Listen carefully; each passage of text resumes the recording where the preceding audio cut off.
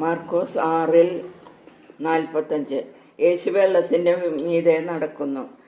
താൻ ജനക്കൂട്ടത്തെ പിരിച്ചുവിടുമ്പോഴേക്കും വഞ്ചിയിൽ കയറി തനിക്ക് മുമ്പേ മറുകരയിലുള്ള ബെത്സയിദയിലേക്ക് പോകാൻ അവൻ ശിഷ്യന്മാരെ നിർബന്ധിച്ചു. ആളുകളോട് യാത്ര പറഞ്ഞ ശേഷം അവൻ പ്രാർത്ഥിക്കാൻ മലയിലേക്ക് പോയി. വൈകുന്നേരമായപ്പോൾ വഞ്ചി നടുക്കടലിലായിരുന്നു. അവൻ തനിച്ചു കരയിലും. അവർ തുഴഞ്ഞ് അവശരായി എന്ന് അവൻ മനസ്സിലാക്കി. കാരണം കാറ്റ് പ്രതികൂലമായിരുന്നു. രാത്രിയുടെ 4-ാമത്തിൽ അവൻ കടലിന് മീതെ നടന്ന് അവരുടെ അടുത്തെത്തി. അവരെ കടന്നുപോകാൻ ഭാവിച്ചു. അവൻ കടലിന് മീതെ നടക്കുന്നത് കണ്ട് അത് ഒരു ഭൂതമായിരിക്കുമെന്ന് കരുതി അവർ നിലവിളിച്ചു.